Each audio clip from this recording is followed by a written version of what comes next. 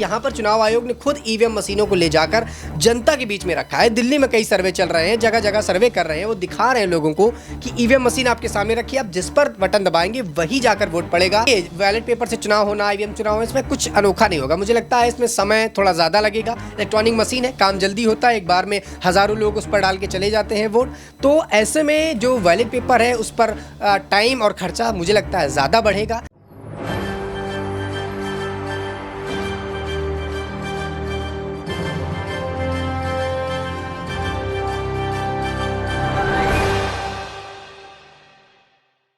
नमस्कार, मैं दौलत शर्मा और आप देखना शुरू कर चुके हैं SPN9 न्यूज़ और स्वागत है आपका हमारे खास कार्यक्रम चुनावी अखाड़ा में। जब भी यहाँ चुनाव होते हैं तो सबसे ज़्यादा बात होती है ईवीएम पर। ईवीएम पर लगातार यहाँ पर आरोप लगते हैं और इस समय लोकसभा चुनाव की तैयारियाँ चल रही हैं और यहाँ पर सब 2024 में अपनी राजनीति साधना चाहते हैं। सभी पार्टियाँ लगातार तैयारियों में हैं, लेकिन अब कांग्रेस ने भी अपनी तैयारी शुरू कर दी है और यहाँ पर ईवीएम पर सवाल उठाने शुरू कर दिए। हालांकि यहाँ पर सवाल ये भी बनते हैं कि जब मध्य प्रदेश में, राजस्थान में, छत्तीसगढ़ में और बाकी अन्य 5 विधानसभाओं में चुनाव हुए तो उस समय हमने देखा कि कोई ईवीएम लेकर भाग रहा है, कोई यहाँ पर हम देख रहे हैं कि ईवीएम में खराबी आ रही है, नेता खुद यहाँ पर ईवीएम के सहारे वोट नहीं डाल पा रहे, समय समय पर ईवीएम खराब हो रहा है। और उस समय यहाँ पर सवाल जो है लगातार उठने लगे कि आखिर ईवीएम में इतनी जल्दी इतनी बड़ी गड़बड़ी चुनाव के समय ही क्यों हो रही है? क्या उससे पहले जो चुनाव आयोग है वो उन मशीनों को नहीं देखता? क्या चुनाव आयोग इस मशीन की टेस्टिंग करके नहीं लाता, या फिर यहाँ पर कोई और साजिश है इन वोटों को अपना करने के लिए? कहा यह भी जाता है कि आप अगर वोट किसी अन्य पार्टी पर दबाएंगे लेकिन जाएगा वो किसी और अन्य पार्टी के खाते में, और ये सेटिंग पहले ही कर ली जाती है। और इसी सेटिंग का उजागर करने के लिए लगातार कांग्रेस यहाँ कहती है कि ईवीएम में गड़बड़ है, चुनाव बैलेट पेपर से करवा लो। लेकिन अब ये बड़ा चैलेंज खुद प्रधानमंत्री नरेंद्र मोदी को दे दिया गया है। यहाँ पर मध्य प्रदेश के कांग्रेस नेता दिग्विजय सिंह ने चैलेंज दिया है कि अगर हिम्मत है तो यहाँ पर बैलेट पेपर से चुनाव कराओ, ना कि ईवीएम से। अब लगातार चुनावी बिगुल बज चुका है, सभी पार्टियां तैयारी कर रही हैं और ईवीएम पे भी सवाल उठ रहे हैं और दिग्विजय सिंह तो सीधा सीधा चैलेंज दे चुके हैं। तो अब देखना होगा कि उनके चैलेंज पर क्या यहाँ पर कोई बयान बीजेपी का आता है, क्या यहाँ पर खुद प्रधानमंत्री नरेंद्र मोदी इस पर बात करते हैं, या फिर चुनाव आयोग इसका जवाब देता हुआ नजर आता है। क्योंकि चुनाव आयोग भी कह चुका है कि अगर आपको संदेह है ईवीएम पर तो आइए और यहाँ पे आके टेस्टिंग कर लीजिए, खुद खराब करके देख लीजिए कि ईवीएम खराब होती है कि नहीं। लेकिन जब ये चैलेंज उन पार्टियों को दिया गया तो सभी पार्टियां मौजूद नहीं रहीं।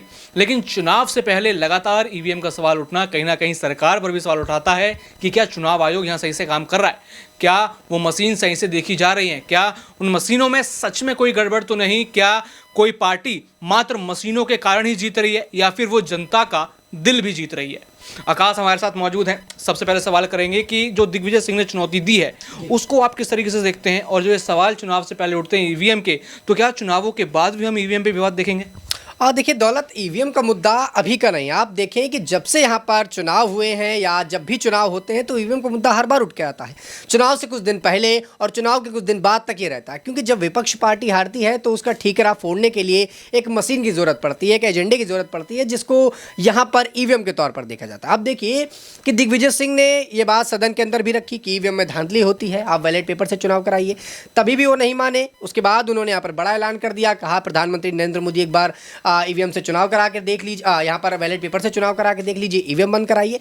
लेकिन चुनाव आयोग ने इस पर अपनी बड़ी प्रतिक्रियाएं दी हैं कि ऐसी कोई गड़बड़ी, और यहाँ पर चुनाव आयोग ने खुद ईवीएम मशीनों को ले जाकर जनता के बीच में रखा है। दिल्ली में कई सर्वे चल रहे हैं, जगह जगह सर्वे कर रहे हैं, वो दिखा रहे हैं लोगों को कि ईवीएम मशीन आपके सामने रखी है, आप जिस पर बटन दबाएंगे वही जाकर वोट पड़ेगा, ना कि किसी और चीज़ पर वोट पड़ेगा। तो यहाँ पर लोग जो ये लगातार बता रहे हैं, जो प्रोटेस्ट कर रहे हैं, उस हिसाब से चुनाव आयोग अपनी बातों को रख रहा है। लेकिन लोगों का ये मानना है, लगातार जनता इस बात का प्रोटेस्ट कर रही है, कई सुप्रीम कोर्ट के वकील ये बता रहे हैं कि जो ईवीएम मशीन हमारे सामने पेश की जाती हैं वो दूसरी होती हैं, जबकि जो चुनाव में जाती हैं वो दूसरी होती है। तो यहाँ पर ईवीएम मशीन को लेकर लगातार अटकलें लग रही है और समझ इस बात की नहीं आती कि चुनाव के वक्त ही क्यों होता है। अगर ईवीएम गड़बड़ है तो बाकी के कुछ राज्य हैं वहाँ पर कांग्रेस क्यों जीतती है, और जहाँ पर कांग्रेस जीतती है वहीं ईवीएम खराब होती है, जहाँ पर कांग्रेस जीत जाती है वहाँ ईवीएम खराब नहीं होती।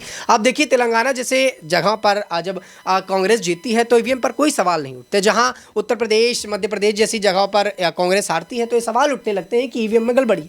तो ये अपने आप में बताता है कि कहीं ना कहीं विपक्षी पार्टी इसको एक एजेंडे के रूप में लेते हैं, एक हार के रूप में देखते हैं और हार के लिए ईवीएम को आगे करते हैं। हालांकि लगातार कहा यह भी जा रहा है कि ईवीएम को लेकर जो धांधलीबाजी चल रही है उस पर रोक लगनी चाहिए, बैलेट पेपर चुनाव कराने चाहिए। तो देखिए बैलेट पेपर से यहाँ पर चुनाव कराने की बात दिग्विजय सिंह भी बोल रहे हैं, वो साफ तौर पर बोल रहे हैं कि हमारे पड़ोसी मुल्क में पाकिस्तान में ईवीएम से चुनाव हुए, लेकिन उस माफ कीजिएगा वहाँ पर बैलेट पेपर से चुनाव हुए। तो देखिए कि वहाँ पर जो बैलेट पेपर से चुनाव उसके कई ऐसे वीडियोज़ कई ऐसी पोस्टर वायरल हो रहे हैं जिसमें ये देखा जा रहा है कि वहाँ पर धांधलीबाजी चल रही है। एक बंद कमरे में बैलेट पेपर पर मुहरें लगाई जा रही हैं, उसके बाद डब्बों में डाला जा रहा है, लेकर जाया जा रहा है। तो ये बताता है कि बैलेट पेपर से चुनाव कराना उतना आसान नहीं, और ये तो कांग्रेस के वक्त से हो रहा है। आप सोचिए जब कांग्रेस का समय था तब भी ईवीएम से चुनाव हो रहे थे, जब कांग्रेस जीत रही थी ईवीएम पर कोई दिक्कत नहीं थी। अब जब ईवीएम से वो चुनाव हार रहे तो ईवीएम पर सवाल उठा रहे। तो देखिए ये एक राजनीतिक मुद्दा हो गया है, पॉलिटिकल मुद्दा, और इस पर मुझे लगता है कि बैठकर बातचीत करनी चाहिए, एक गठन बैठनी चाहिए, सारे दलों को बात करनी चाहिए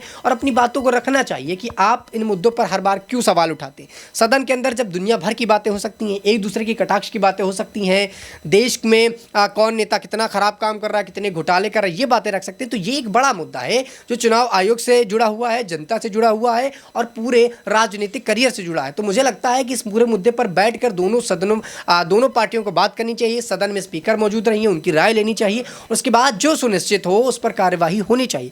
अगर कहीं कहीं ईवीएम मशीन पर धांधली होती है तो उसकी जांच होनी चाहिए और जो उसके पीछे दोषी उनको सजा होनी चाहिए। अगर लेकिन ईवीएम मशीन पर धांधली नहीं है तो यहाँ पर उस पर रोक लगनी चाहिए। देखिए बैलेट पेपर से चुनाव कराना उतना आसान नहीं जितना विपक्ष पार्टी बताता है। चुनाव आयोग खुद बता चुका है ये एक बड़ी प्रक्रिया है और इतने जल्दी ईवीएम मशीनों को हटाना, बैलेट पेपर से चुनाव कराना ये इतना आसान नहीं। हालांकि दिग्विजय ने इस बात की पुष्टि की है कि वो विधानसभा में जो चुनाव होने वाले हैं अगले विधानसभा उस पर ईवीएम हटाने की बातें कर रहे हैं, लेकिन लोकसभा चुनाव में उनका ऐसा मानना नहीं। लेकिन फिर भी विधानसभा चुनाव के बाद लोकसभा चुनाव के बाद जब विधानसभा चुनाव होगी तभी मुझे लगता है कि ईवीएम इतनी जल्दी हटाना, बैलेट पेपर चुनाव कराना ये एक बड़ी प्रक्रिया और इस पर एक अच्छा खासा वक्त जाएगा। ऐसे में बैठ के बातचीत करनी चाहिए, अगर गड़बड़ी है तो हटाना भी चाहिए। अगर यहाँ पर बैलेट पेपर से चुनाव की अनुमति हो जाती है या फिर उनकी बात विपक्षी बात मान ली जाती है तो आप बैलेट पेपर से जो चुनाव होगा उसको किस तरीके से देखते हैं? ये भारत के लिए कितना एक अनोखी चीज़ होगी या फिर क्या युवा कुछ इसमें नया कुछ खोजते हुए नजर आएंगे? देखिए बैलेट पेपर से चुनाव होना, ईवीएम चुनाव में इसमें कुछ अनोखा नहीं होगा। मुझे लगता है इसमें समय थोड़ा ज़्यादा लगेगा। इलेक्ट्रॉनिक मशीन है, काम जल्दी होता है, एक बार में हज़ारों लोग उस पर डाल के चले जाते हैं वोट। तो ऐसे में जो बैलेट पेपर है उस पर टाइम और खर्चा मुझे लगता है ज़्यादा बढ़ेगा। ऐसे में एक बड़ी टीम बिठानी पड़ेगी, सुरक्षा के कड़े इंतजाम करने पड़ेंगे, जगह जगह लोगों के बैरिकेड्स जो लगते हैं उनको ध्यान में रखना पड़ेगा और बैलेट पेपर एक बड़ी प्रक्रिया हो जाएगी और शायद इसमें समय भी ज़्यादा लगे। आप सोचिए लाइन बाय लाइन आदमी जाएंगे, बैलेट पेपर को लेंगे, अपनी मुहर लगाएंगे, उसके बाद उसको डब्बे में डाला जाएगा, तो इस पर थोड़ा वक्त जाता है। हालांकि अगर बैलेट पेपर से विपक्षी पार्टियों को लगता है कि वो चुनाव जीत जाएंगे तो एक बार शायद से होना चाहिए, लेकिन उसके पहले एक बड़ी गठन होनी चाहिए, एक बड़ी बैठक होनी चाहिए और जो सुनिश्चित किया जाए उसके हिसाब से फैसला लेना चाहिए। बिल्कुल, यहाँ पर कहीं ना कहीं फैसला लेना चाहिए और यहाँ पर सबकी राय लेनी चाहिए कि आखिर क्या अगर पार्टियाँ ये चाहती हैं तो क्या जनता भी ये चाहती है कि बैलेट पेपर से चुनाव हो? क्या जनता को भी ईवीएम, चुनाव आयोग या फिर यहाँ पर रूलिंग पार्टी पर शक है कि कोई गड़बड़ी यहाँ पर होती है? तो कहीं ना कहीं ये जांच का विषय है और लगातार यहाँ पर जब भी चुनाव होते हैं तो ईवीएम का जिक्र शुरू हो ही जाता है। कोई ना कोई नेता ईवीएम को लेकर पार्टी से भिड़ता हुआ नजर आता है, यहाँ पर बैलेट पेपर की मांग करता है और इस बार ये मांग कांग्रेस के नेता दिग्विजय सिंह करते हुए नजर आए हैं।